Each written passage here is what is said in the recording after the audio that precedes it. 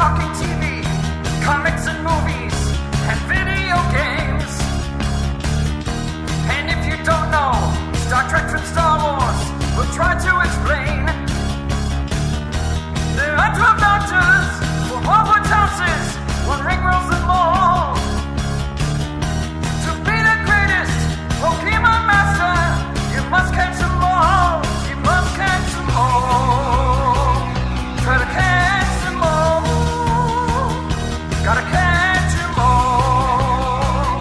Gotta catch them all. And for those of you driving around the greater St. Louis area tonight, listening to us on the Big 550 KTRS, hello to you. Thank you very much for tuning in tonight. If you're hearing us after the fact in the podcast form, on whatever platform you do download your podcast, thank you very much for finding us there. And hopefully you subscribed and give us a nice 5-star review if you haven't already done so. That always helps us out in the search engine optimization. A lot to get to tonight. First up, that we've had the gentleman on the show several times. I love talking to this guy. He's such a fascinating, interesting dude. Writer, producer, director, and some of the best stuff. Independence Day, The Librarians, and of course, one of my favorite television series of all times, Leverage. It's a great series, ran for 5 seasons, and they're back. This is on their second now season of Leverage Redemption, and we've got on the air with us, not on the air because it's pre-recorded, but we do have Mr. Dean Devlin. Right now we're talking with writer, director, producer, actor Dean Devlin on the show again. This time we're talking about Leverage Redemption Season 2. You can catch it now on Amazon, on FreeVee TV. It's already 5 episodes have dropped, and the new ones come out every Wednesday. Dean, thanks for your time today. Oh, thank you, James. I'm happy to be here. So the gang is all back. We've got another group of episodes have already dropped. The first thing I wanted to ask you about, last season, we got a big group come out at the very beginning and the second group later. This one, I like it better because the episodes are trickling out, and that seems to be the way streaming's starting to go because it kind of throws us back to having to wait a week. We can't just blow through it all and then feel like, oh, we opened all our Christmas presents already. What was the difference in the change there with the way it was dropping? Well, the thing that we noticed is that, this show in particular has an enormously strong fan base. I mean, it's kind of like Star Trek fans. They're really, really involved. They do a lot of stuff on social media. They like to do watch parties. They like to talk about the show together. And while it was fun for people to just, binge out the first 8 and then the second 8, it diminished their ability to share it with each other because the fans were all on different episodes at different times. So by dropping them, one a week, we find that there's a whole week of people discussing and debating and theorizing, and it really, it's really great for the fan involvement. And since this show is really only back alive because of the fans and because of their insistence that it be brought back, we feel like this is just a better fan experience. And a great cast, the returning cast, but you always have great guest stars. I noticed when with the One Man's Trash Job, I saw Joshua Bitten's name come up. I had him on the show back in 2019 talking about his movie Tangled, and he played such a great villain. But it seems like you've always got great villains. When you're casting for the guest appearance, what's the casting process like? Are you looking for certain things? Do you have kind of certain actors in mind who you want to work with? How does that work? Well, there's always a list of people we want to work with, and of course, each new bad guy or new victim, is usually ripped out of the headline. So, we're trying to kind of mirror that. But the real wonderful surprise of Leverage Redemption is how often we're approached by actors who say, I'd love to do a guest star if there's ever anything for me on it. And that's just one of the greatest gifts. Absolutely. I mean, it's one of those shows, like I said, the first seasons that came out, just the original Leverage, people have been, I always see people tweeting at you, hey, when is it going to come back? And just the joy that the fans have expressed in having Leverage back for the first season. And now we got Leverage Redemption for the second season. It's just out of this world. And Aldous Hodge, who I've seen him a little bit more so far in the second season. I know he was obviously very busy filming Black Adam as Hawkman in that. But it's great to see him. And I got to say, so far, Date Night Job has been my favorite episode. It was so great to see the two of them hanging out. Hey, let's go steal something for a date, and having the rest of the crew help facilitate the evening for them. That must have been a blast to film that. Oh, it was amazing. And, again, that's a bit of a fantasy fulfillment for the fans. What is a date night like for these two people, and what is their relationship like now after all these years? But, just to kind of reel back for a second, you know, what you're talking about with these actors. You know, it was a little over 2 years ago. I was at the Saturn Awards, and when Keith David came up to me and said, you know, he'd love to do the show, that he was a huge fan of Leverage. And, you know, this Wednesday, he's actually our guest star.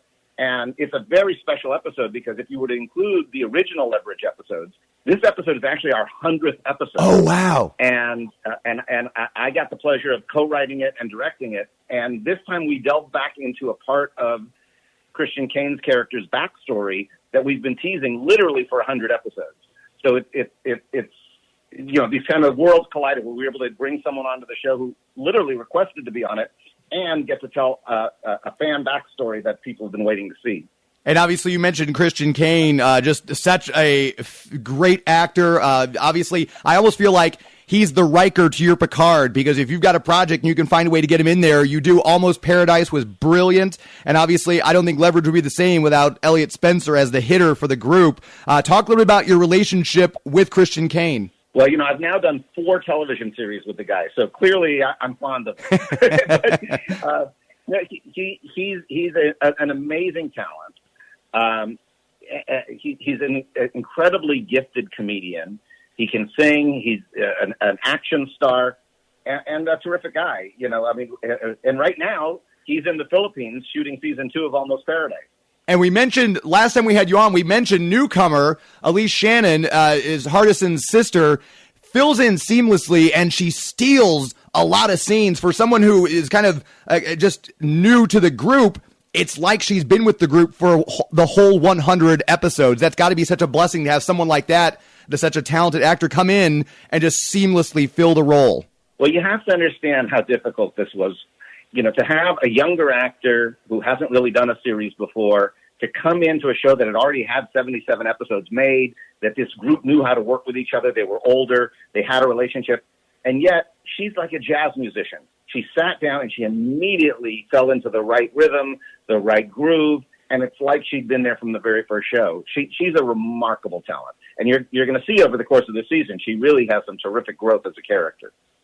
And obviously, we mentioned at the very beginning, writer, director, producer, you've done a lot of these stuff, so you've acted and everything like that. When you've created a show like this, is there, when you're handing over the directing reins for episodes to other people, is there any kind of that overprotective father being like, okay, be careful, that this is my baby, watch what you do with it, or do you just kind of trust the people you're bringing in to do their thing? Oh, I'm just horrible. I'm so protective of my children. But, you know, we have a wonderful group of directors. And you know, in this season, both Noah Wiley and Beth Riesgraff have directed. Yeah. And, you know, they really know the show from the inside out. So they get the tone, they get the characters. And, you know, we have a wonderful production designer, a phenomenal DP, you know, a fantastic costume designer. So, you know, as long as I have a director who lets them do what they know how to do best and really focuses on the performances, you know, then we're always in good shape. And obviously, I don't want to give away anything. I want some surprises for myself as well as the audience. But I got to ask, one of my favorite characters, and we got to see him last season, Drew Pyle's character, Jack Hurley. Are we going to see Jack Hurley in season 2 of Leverage Redemption? Unfortunately, we weren't able to work it out, the timing of bringing him back. But Hurley is definitely in the Leverage universe, and we will definitely see him again if the show continues. Well, let's definitely hope we get a season 3. Are you pleased with the numbers that obviously are coming in already, working to expectations, exceeding expectations? How happy are you with the way things are going?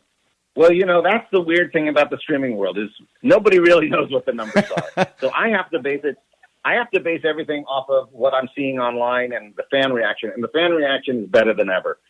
And you know, we were told that season 1 had literally gone through the roof, that it had a much bigger audience than when it had been on broadcast television.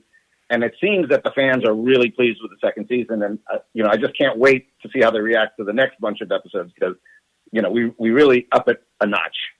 And I know we've just got about a minute left. We mentioned last time we had you on for season 1 that I was so excited. New Orleans is one of my favorite cities in the continental United States, and that you guys are based there now.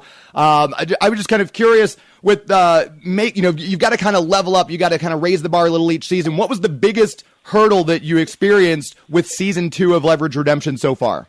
Well, you know, we'd come there after a major hurricane that had ripped up a lot of the town. So it was hard to get like building materials, and a lot of places we wanted to shoot were still damaged. But, the flip side of that is, the people of New Orleans are so resilient, and they've got such a great attitude about things. So, we came in there where there was a lot of problems, economically, a lot of problems, just getting materials, getting locations. But the flip side of that is such a wonderful group of people. Our crew, they're phenomenal. And, their optimism really fueled the making of the show. And it is an optimistic show. It's a lot of fun. If you're listening right now, haven't seen it, it is available on Amazon FreeVee. You can check out. It started November 16th. New episodes dropping every single Wednesday. Dean Devlin, it's always a pleasure to have you on. I'd love to have you on again before Almost Paradise Season 2. You bet, James. It's always fun to be here. If you haven't checked out Leverage Season 2 yet, fantastic. You can go back and catch them all on Amazon Prime. I believe the original 5 seasons of Leverage are also on, if you want to go check out those as well. We're going to take a very quick commercial break. We are going to come right back, and we're going to have D.G. Chichester on talking about Andor as we begin our review of Andor Season 1. We'll have that and more coming right back after this. You're listening to Geek to Me Radio on the Big 550 KTRS. Please stand by.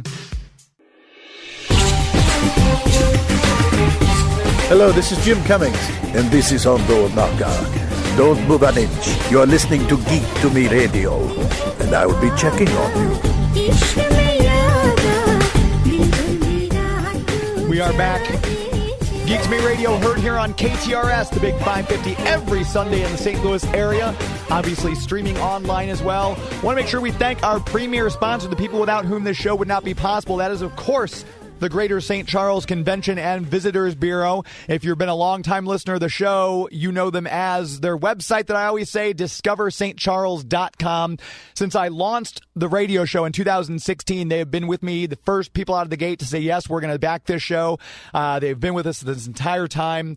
And I honestly mean it when I say the show wouldn't be possible without their support. If you have not yet had a chance to go out and visit St. Charles for Christmas traditions, they are in their 47th year. This is the longest running and biggest Christmas festival in the country. You can go out there on Wednesday nights and take a stroll through Charles Dickens' A Christmas Carol. You can also come out and visit them on Saturdays and Sundays. Get your picture taken with Santa in the Katy Trail Depot. The historic train depot down there makes a great setting for that. Interact with international characters and carolers from around the world like Santa Lucia, Father Christmas, Eulalie, and all sorts of other characters, as well as international carolers singing period songs. And, of course, make sure you check them out on Friday nights for Krampusnacht. You can go get your picture taken with Krampus in that same depot that was once occupied by Santa on Fridays and Saturdays. If you're looking for something different to do this Thursday, Breakfast for Dinner with Krampus is coming up. Your tickets are available still through the website, discoverstcharles.com. Just click on the events tab, find Christmas traditions, and look for things to do. You can have Breakfast for Dinner with Krampus. That'll be a whole big event this Thursday. A great time is had by all. Check them out. Once again, discoverstcharles.com. As we always say, it's an historically good time. Very proud to have my next guest on. He is a world-class writer. He's done Daredevil, Terror Inc. I could go on and on with all the different books he's written, the comic books he's worked on, but we wouldn't have time for our review of Andor. Mr. D.G. Chichester on the phone. How are you, sir? I'm awesome, James. Thank you for having me on. This is exciting. I want to go to the Krampus thing, though. I'm really excited about that. Dude, come in. If you've not been to St. Louis before, that's something to come for. If you want to come check it out, it's going to be a lot of fun. They've got an incredible menu lined up, and of course, you get to hang out, get your picture taken with all the characters: the Krampus, the Callie Consiroy, the Mary Lloyd. It's fantastic. It does sound fantastic.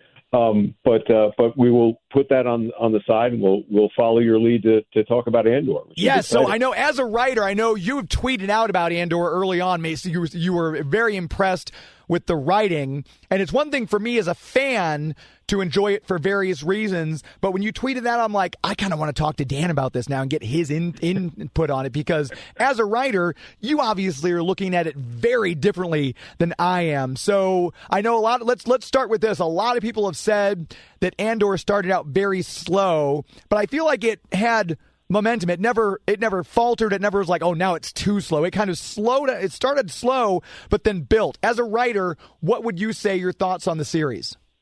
Well, that's exactly how I perceived it. I didn't watch it from day one. It was probably a couple of weeks before I got into it a little bit. But I mean, we've all seen movies, especially lately, that have been very bloated. You know, they're really exciting for 20, 25 minutes, and then it gets slow, right? So we could have lost the next 15 minutes, and then, that's exciting again. I really felt like right from the first episode, as an audience, but also sort of appreciating it from a writing point of view, that they were basically winding this crank tighter and tighter. You know, if you can imagine, the torque being applied to like an old gearbox. That's how I felt the slowness, quote unquote, was working to the advantage of the series and the characters and the world building. Was this thing was just, creating this tension, which then got released, in some pretty extraordinary ways, later on. But it was necessary, I think, to really enjoy it in that way, to take that time to build that tension, both across the episodes and even within the episodes. The prison break, to me, spoiler alert, sorry, this prison break. That's all right. That's all right. At one point, just had some extraordinary moments of tension around what the prison was. And then, Andy Serkis, started delivering what should have been a nothing burger of a line, but it just created this incredible effect for me. Yeah, I know the acting in this. Andy Serkis, obviously, we know him and his acting prowess and everything like that. Yep. But, I mean, the entire cast was very solid. And I tell you, two of my favorite performances that I think they stole so many scenes were Stellan Skarsgård and Fiona Shaw. Oh, well, absolutely. I mean, Stellan Skarsgård is just a phenomenal actor anyway. But I think in this case, he has really elevated. I'm not going to say the material, because the material is really good, but I think that the care that has gone into this from a production level and putting these people in these situations where they can take these words, take these situations, and really bring them to life. And then you see the evolution of Stellan Skarsgård's character from this bit of a foppish antique dealer, who then he's kind of managing a bit of the rebellion, to his utter ruthlessness of what the rebellion actually represents, which to me, I remember calling my son, who's a big Star Wars fan, and just kind of nerding out over this twist, in a way that there were these people behind the scenes of the rebellion actually forcing the Empire to be worse and worse, because the worse the Empire is, the more tension there's going to be on everybody else. And therefore, that is the thing that really drives the rebellion, not just this spirit of freedom, but that there's these manipulators behind it. And when he finally gives that monologue on the underbridge in Coruscant, wherever the hell that is, well below the Jedi Temple, it's just extraordinary performance and extraordinary words. You could just dissect that monologue, and it's just got such a great rhythm and such a poetry of language. And it was such a powerful speech that he delivered. I'm working towards a sunset that I know I'll never see. I was thinking with that big ending and that big speech, I thought that was the last episode of the series. I thought they're going to leave us hanging, and then it went on more. I was like, oh my gosh, and then of course, again, to say Fiona Shaw, because when spoilers for anyone listening, I'm apologizing, but if you haven't watched it by now, I don't know what to tell you. So just maybe turn it off briefly, come back and listen to this episode after you've seen it. But her speech, when she's passed and her hologram comes up and she gives that speech when everyone's there on that street, is another just barn buster of a monologue. Yeah, absolutely. And I'll put Andy Serkis, going back to him and the quote unquote nothing burger, the line that I was talking about before, where he's being pressured, throughout the episode, how many guards, are there? How many guards, are there? And when he finally breaks and just says, never more than 5, or never more than 12, rather, that's really powerful. But he does a great monologue as well in that episode, where they actually have the prison break, and and he's being pushed by Diego Luna, who plays the main character of Andor, to do this speech over the intercom system to rally the prisoners. And that's extraordinary too, because you're both getting the passion of what this character wants to say, but he's so broken from having been in the prison for however long that he needs somebody else to egg him on in a way. And there's a great dynamic there that's developed between those characters. It was really easy, I think, to sort of see, especially if you're familiar with prison films, as these guys clearly were. To look at that character as just the sort of trope, the bull prisoner who's kind of given himself over to the guards, and there's going to be nothing much more to him. And the arc of that character over 3 episodes or so was that much more powerful for it being 3 episodes, as opposed to the acceleration of, we're in a prison, let's make a plan, let's break out, right, boom, done. And we're out. I just thoroughly, relished that time that we spent with them, and to really feel the pain and then the moments of release again. Cranked up this gearbox, and then just the springs in it. I could just feel them getting tighter and tighter, from a writing point of view, and then like release to very, very gratifying effect. I think now with his appearance in Andor, I think Saw Gerrera now he might have beaten out Ian McDiarmid's Palpatine for how many Star Wars projects he's been in, because we see Saw Gerrera in Rogue One first, but then during the Clone Wars, the animated series, he's in several episodes later on in that, and then we see him again in Star Wars Rebels, and of course he pops up in this, which I guess I assume because they set the first episode, they said this is 5 years before the events of Rogue One or the Battle of Yavin. I'm assuming right. We're going to get at least 2 or 3 more seasons of Andor at this rate. Wouldn't that be your assumption as well? Well, I don't know. I've heard 1 more season, and then I heard there's going to be significant time jumps between not the episodes, but maybe blocks of episodes, as I understand it. Like you might get 2 or 3, and then they're going to time jump, hopefully to better effect than House of Dragons or whatever the Game of Thrones thing is. But, so it might catch up to Rogue One. So we're not necessarily overstaying our welcome, but we're seeing this transformation, from Andor being this street rat and this sort of disaffected, it's all about me kind of character, to becoming a character who is driven for this cause and looks like he's going to ultimately adopt other aspects of even that the Skarsgård character, where he becomes much harder. I remember the speech from Rogue One, having rewatched it recently, where he sort of says, "We've all done terrible things. We've all done, things that, are not that we're ashamed of, but that are just unpardonable, to get here." Yeah. So, even back to Rogue One, they're thinking about the rebellion in a different way than just, rah-rah. And there's nothing wrong with the rah-rah stuff. I mean, that's great. It's just a different way to look at Star Wars. But the Saw Gerrera, character, and reminds me of another scene from a writing point of view, and he's talking to Stellan Skarsgård's character, and they're talking about the fact that Stellan is going to betray another rebel to basically fake out the Empire, and Saw Gerrera, Forrest Whitaker, says it several times in this speech, and we'll lose 30 men. And then Skarsgård goes, plus whatever the character's name is. Right, yeah. And he does it, there's a rhythm to that language, because again, Saw Gerrera says it again a few minutes later. So if we do this, you're going to lose 30 men and whatever the character's name is. So I'm not completely doing it justice, but if you watch it, there's just a pattern of language that is just beautiful. And you don't watch it in the sense that it's affecting it feels affected, right? I'm not watching it saying, oh, well, look at the cleverness of the language, or listen to that. But when you appreciate it after the fact, as I feel I did, it was like, damn, that's good. Yeah.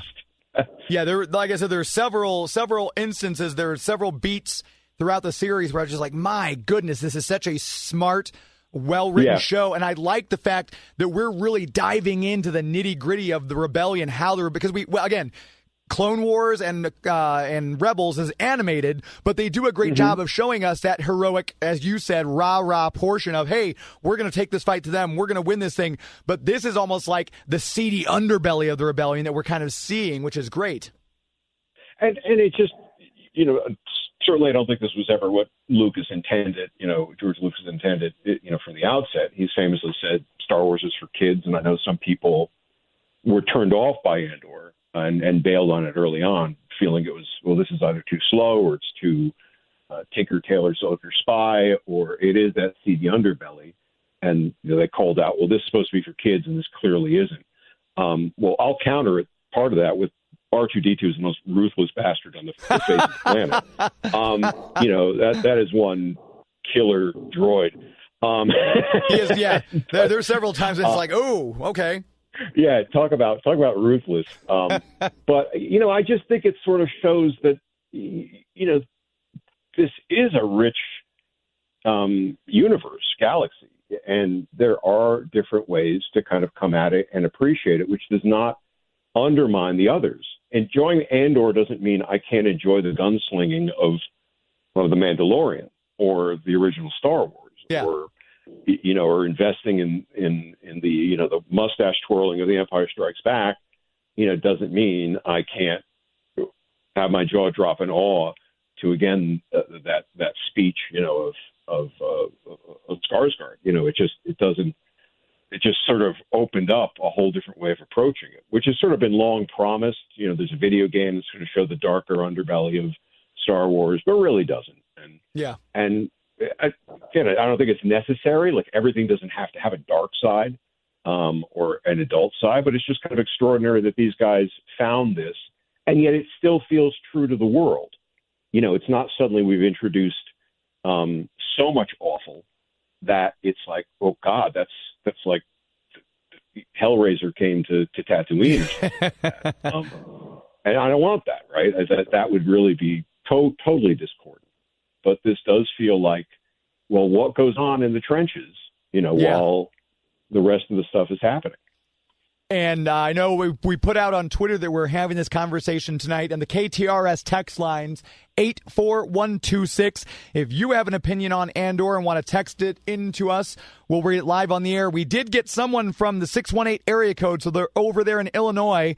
They didn't leave their name in the text. Oh, I'm sorry, it's Tim Brewer. Never mind, I see it on the third text down.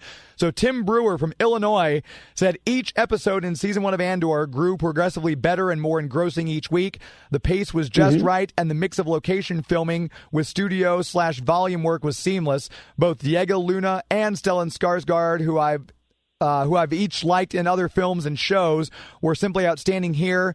I'm very excited for season 2. Thank you, Tim, for that text. And yeah, I think based on the way they left off, and now that we know, and I won't spoil this for anyone listening, because there's an end credit scene at the very last episode that shows you what they were manufacturing in the prison, and it's absolutely wonderful to see that. I'm like, oh, that's because there were people trying to figure out, are they manufacturing the base of the probe droids that we saw pop out of the pod on Hoth on Empire Strikes Back? But no, we get a full view of what it is.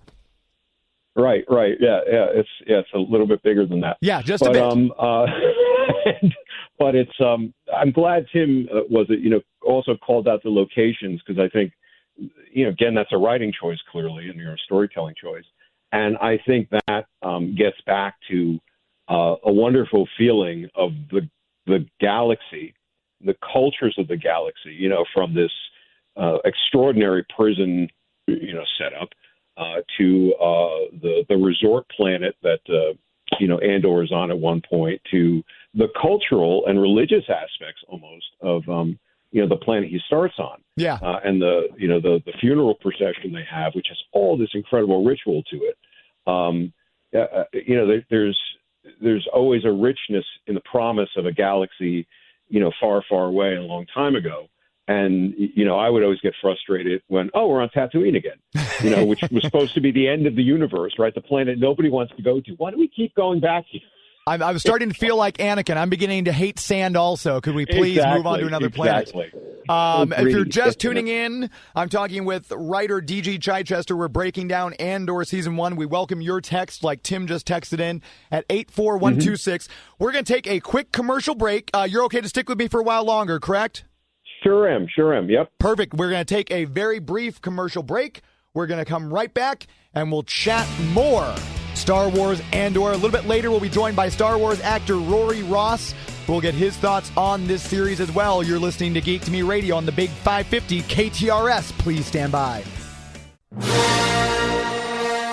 Hey, this is Greg Grunberg, Snap Wexley from Star Wars, and it's all Geek to Me, my friends.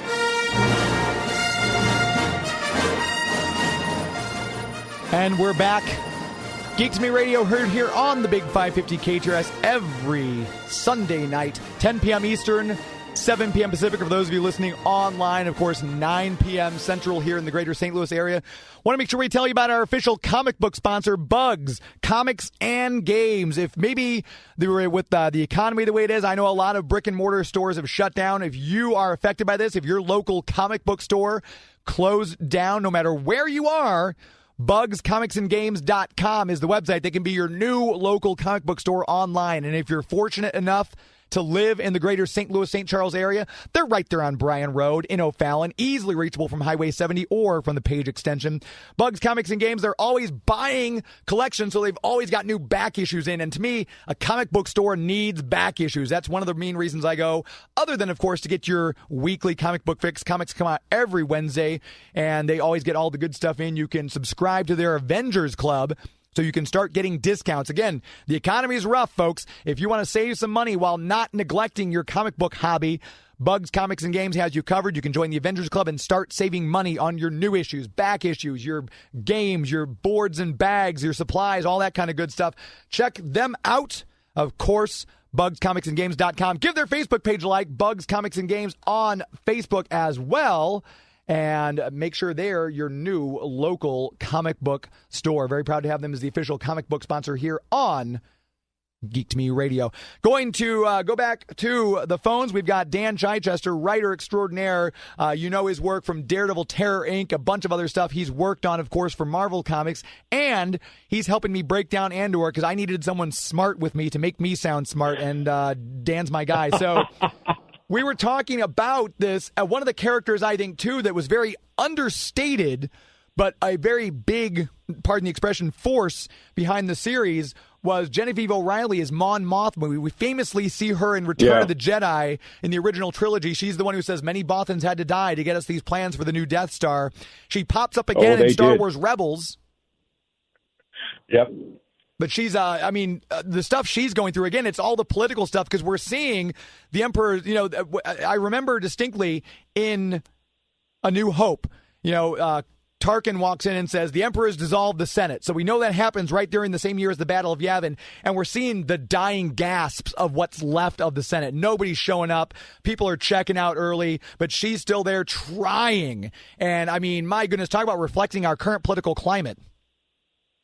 It's another great character and great moments, great writing, and I think it's also credit where credit is due to this writing team and the showrunners on this, because there's a lot of different, not just characters, but rhythms within this, right? You've got the incredible tension of those prison scenes we've talked about, the fierce brutality of Stellan Skarsgård's Luthen, character sort of pushing the rebellion in this way. And then you got this political drama going on over here, which almost has this Bridge of Spies, sort of feeling to it, right. Where this political intrigue and not the kind of head scratching politics of the Star Wars prequel movies, like the Trade Federation is now in rebellion. What?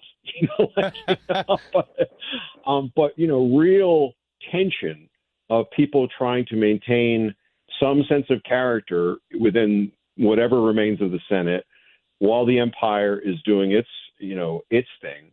And how are the people who want to support the rebellion staying one step ahead of that, while also dealing with, again, their own culture, right? Her culture and the backstory of her people and how now her daughter is becoming potentially betrothed to a gangster character through all this is handled in incredibly precise ways, and how she even turns on her husband, a bit, toward the end, and uses her own knowledge of who's listening and who's not listening to her to sort of play the system, hopefully against itself, so that she gets a few more minutes to keep fueling the rebellion.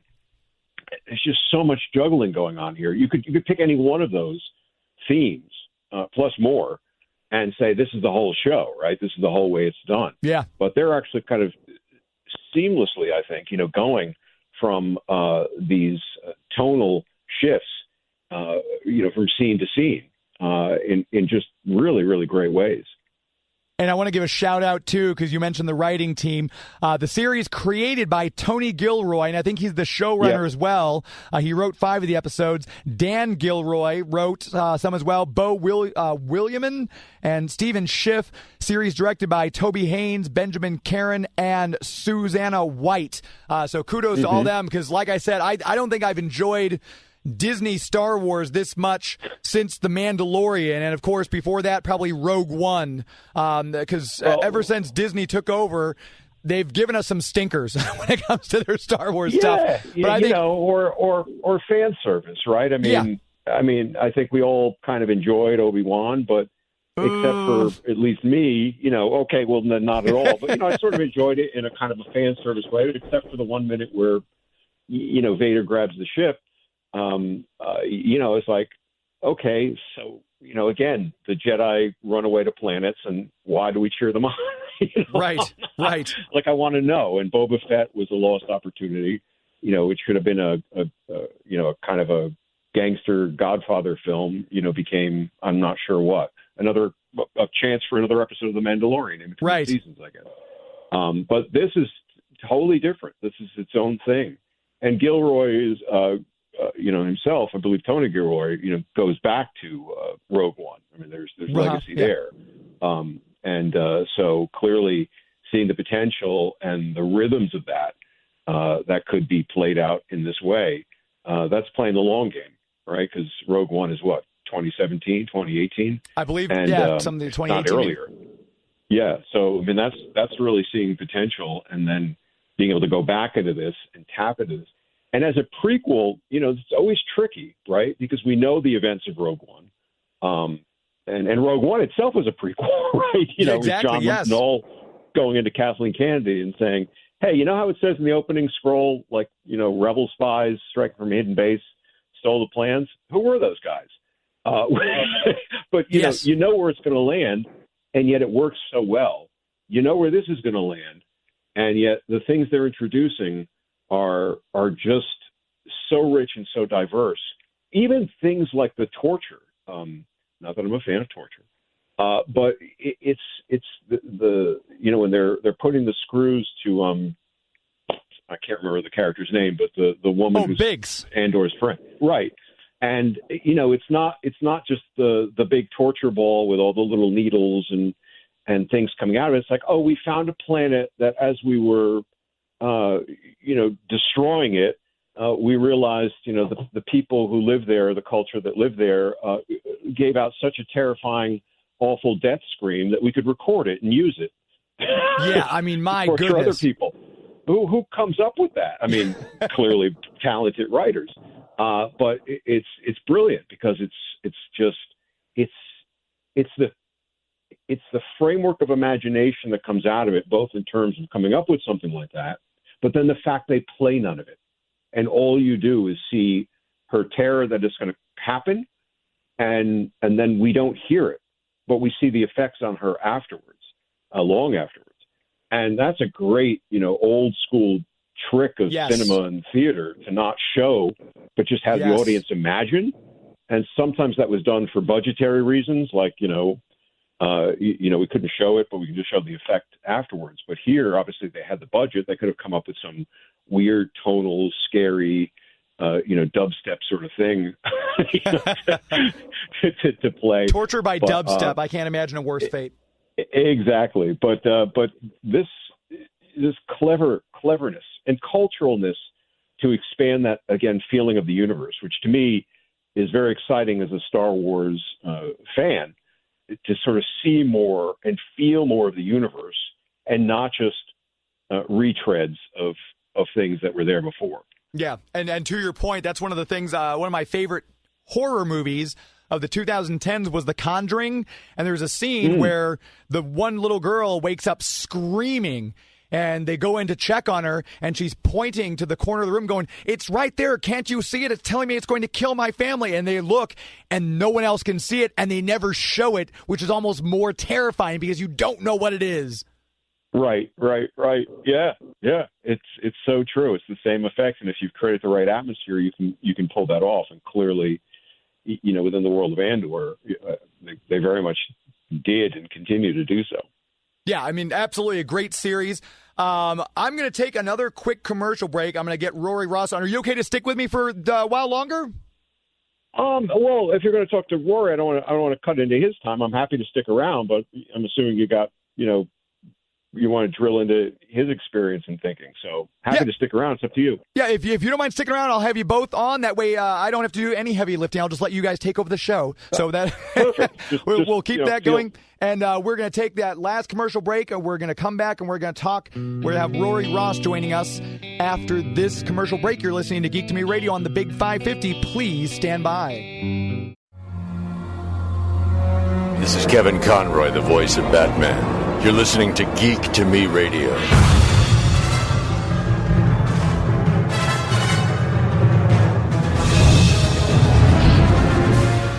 And we're wrapping up the hour here. It's flown right by. I want to make sure before we get out of here, I tell you about our official movie sponsor, Marcus Theaters. Marcus Theaters, if you go to their website, marcustheaters.com, you can find the location of the Marcus Theater or the movie tavern closest to you. You can buy your tickets right there online. You can even order your concessions through their Marcus Theaters app, so they're ready and waiting for you when you get to the show for a more contactless experience.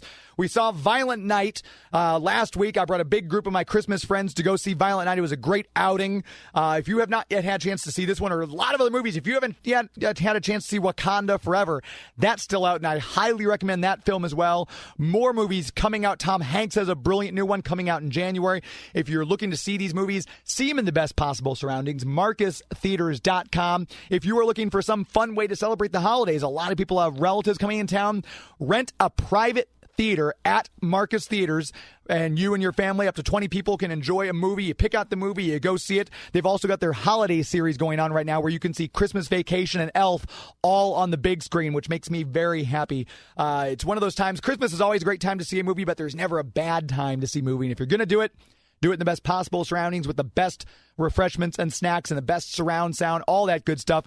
Marcus Theaters is the way to go. Marcus Theaters, our official movie sponsor for the best movie-going experience in the galaxy.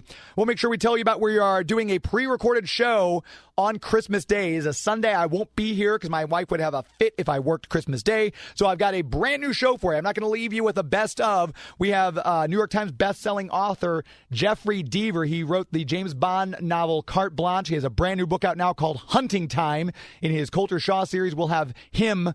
That interview will be on Christmas Day, so make sure you tune us in if you're looking for something to do later on Christmas Day after you've unwrapped all your gifts. We'll be here with a brand new show. That said, we've got Dan Chichester still with us. We now have Rory Ross on the phone as well. You've seen Rory's work. He's been in a couple of Star Wars projects, and we almost got him in trouble last time. We're not going to do that this time, though, Rory, I promise. Thanks for being on the show with us again. Hey, it's a pleasure, James, and it's I gotta say it's a little bittersweet hearing Kevin Conroy's voice, the voice of Batman. Man, it's crazy. We've lost some good ones, but it's also great that all these different mediums, it brings us all together, and it's something that we can celebrate and continue forth. So thank you for having me on. Of course. Glad to have you. D.G. Chichester and I were talking earlier about all the different writing stuff from an actor's standpoint. Again, I love bringing all these different, because I'm just a fan. At the end of the day, I'm just a fanboy. I love all the stuff we're getting. As an actor, though, you're watching Andor. What were kind of your thoughts? Because you obviously know some behind-the-scenes stuff, which I'm not asking you to share. But what were your thoughts on the series itself? Yeah, I mean, well, one of the interesting things is obviously with the Mandalorian, they use a lot of the volume. They also do practical sets, as we see in the gallery and so forth. But with Andor, it sounded, from my understanding, that they kept to a lot of much more of the practical sets, kind of the old school Star Wars. And I think that was something that was just interesting on the acting side of just trying to see, like, one of the things with the volume that makes it so interesting as an actor is that you have these objects there that you're able to kind of interact with. You're able to understand and see them in the physical space. When it's a physical set, sometimes if you have a lot of green screen, it's harder to sort of be able to mimic what that might be. And so Seeing Andor, that was something I was intrigued by. But, man, they did just an amazing, amazing job. You have Andy Serkis, obviously, coming back, and he just really rocks it and is kind of a masterclass in acting with that, the subtleties of it. And just, it's also interesting as an actor and as a fan, too, is this is a story that while we know what ends up happening with Empire, we know, this is all leading up to, the New Hope, the rebellion, and everything else. The shows like Kenobi and Book of Boba Fett, while they interject a lot of these legendary characters, and we have such a big passion for them. With Andor, it was very interesting to see more of the behind the scenes of how this rebellion is built upon. Mon Mothma's sort of inner struggles that are going on with her and her family dynamics, both, with her sister being fully involved and her kind of more as a, on the side, but definitely trying to do it through judicial aspects in the Senate, but then also, funding Luthen's endeavors, and then also her husband just being like, hey, let's just enjoy the ride. Let's just have fun. We're here enjoying life. So it's a fantastic series in general, and I'm excited to go back and rewatch it. My girlfriend, we're both nerds, and so I have to only watch it with her, and so it took a really long time before I finally got to see all the episodes. But man, it was what a ride, and the whole cast, the whole crew, just a phenomenal job all around. And we did get another text come in from the 636 area code. Carl says, I need my Andor action figures post haste. So we're getting Rogue One and we're getting Mandalorian. I agree. I would love a Mon Mothma and obviously a Luthen Rail action figure as well. That'd be kind of cool. Oh, yeah. And come on. And then also you have the Starkiller outfit that was kind of teased there in the background. Right. Yes, I mean that was pretty cool. There's a lot of, and obviously, if we get an Andy Serkis action figure, it can't come with any water because we know he can't swim. So that'll be one thing as well. But I know Dan and I were talking. We mentioned some of the key things we like. Did you have one actor that you thought was a standout performance? Was like, whoa, this guy really, or this person really brought their A game to this. I mean, so I would say with supporting wise, Andy Serkis.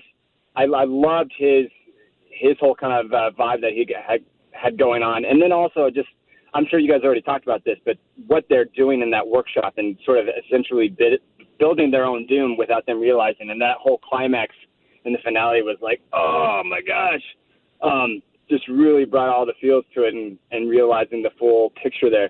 But I would also say kudos to, oh my gosh, I'm forgetting their names right now, but the security officer who is just very steadfast that he's doing the right thing and goes to talk with ISB.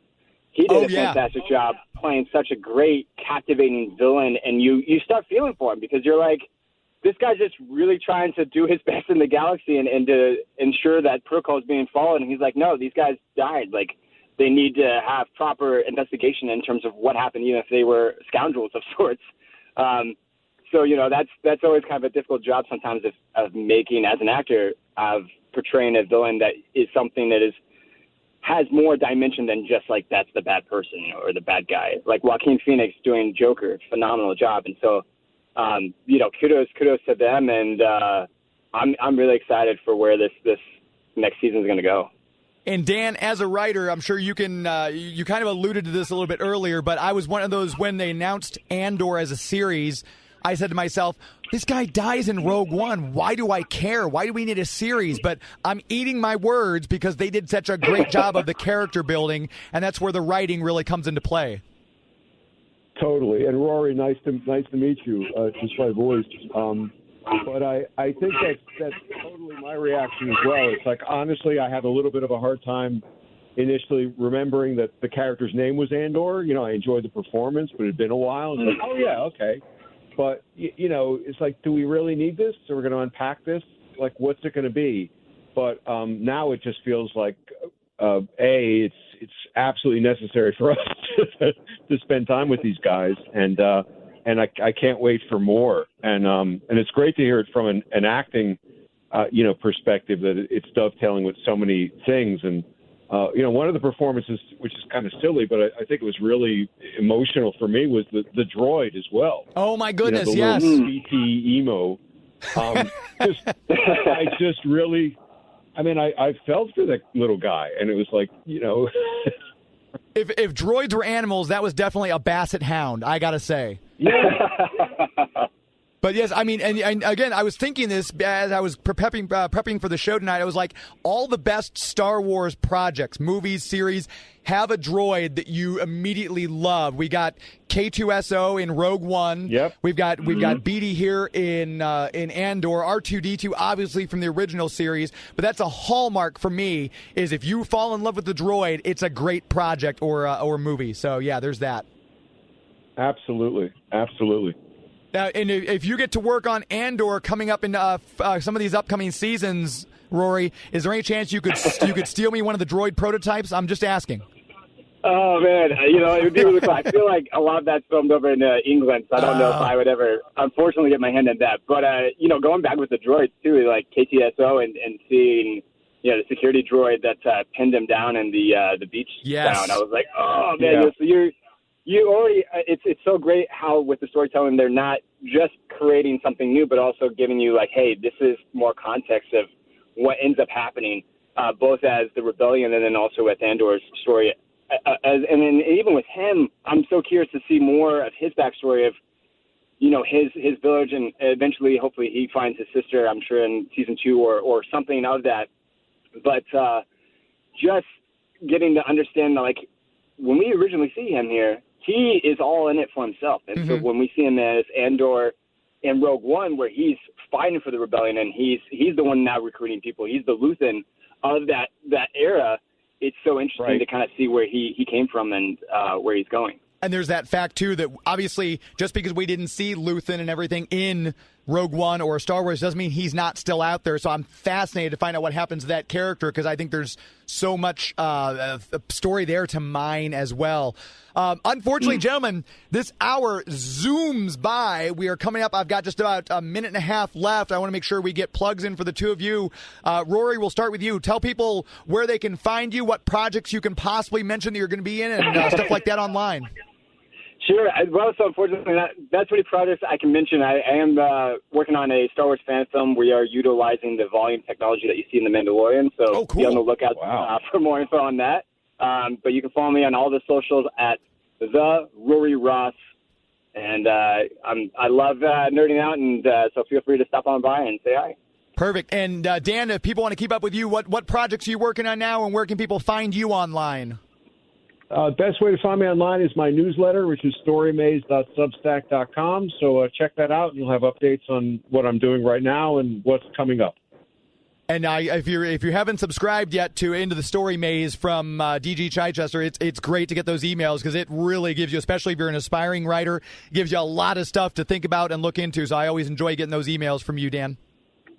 Thank you. Absolutely. Gentlemen, thank you for taking time on a Sunday night to be on and talk about Andor with me. I greatly appreciate your help. Hopefully we can have you both on again soon.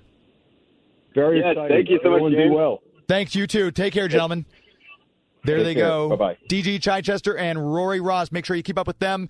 That's going to wrap it up. We've got another show in the books. We've got probably, I guess, Max on Movies is up next, but we're going to have just a moment here before I've got to fire our outro. So I want to make sure we tell you about our social media feeds. We've got at Geek to Me Radio on Twitter and on Instagram. You can check us out there. We're going to be giving away a huge bunch of toys, courtesy of our partners, Kokomo Toys in Kokomo, Indiana. Make sure you check out Kokomo Toys. Just a fantastic place. We drove through there on our way back from Holland, Michigan. I was immediately enamored. That's where I want to be buried. If anyone has my wishes at heart, just let you know. It's a great place. Check out Kokomo Toys. But keep up with us on Twitter and Instagram, Facebook.com/Geek2Me Radio.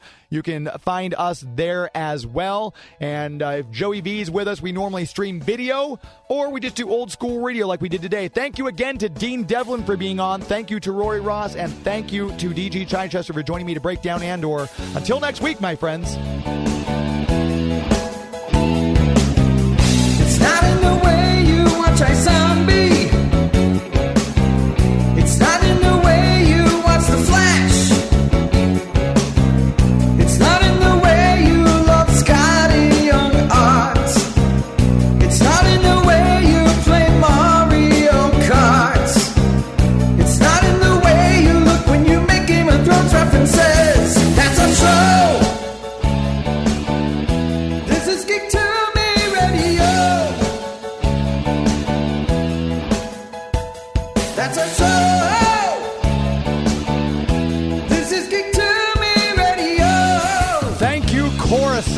good night.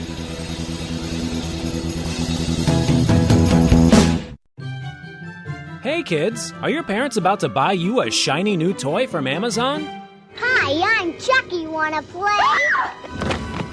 Well, don't be selfish. Share some of that money with us. Before going on Amazon, make sure to type in bit.ly/geek2me in the web browser. It will look just like Amazon.com, except it'll say referral Geek to Me Radio up top. And then when you check out, a tiny percentage will go to support the show without costing you 1 cent more.